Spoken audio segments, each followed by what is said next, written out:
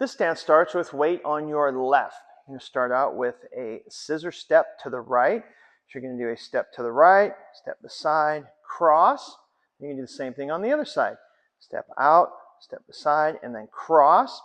Then you're going to do a sort of a hip bump turn. So you're going to do a hip to the right, hip to the left, and then a quarter turn.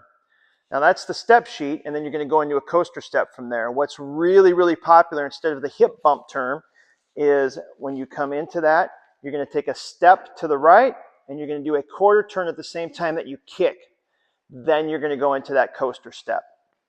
From there, you're going to do 2 lock steps. First one, diagonal right, lock step, and then diagonal left, lock step. Then you're going to do a pivot with a chase step. And then from there, you're going to do a full turn using 2 half turns to the right.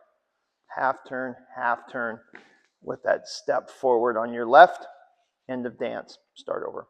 5, 6, 7, 8, 1 and 2, 3 and 4, 5 and 6, 7 and 8, 1 and 2 and 3 and 4 and 5 and 6, 7 and 8.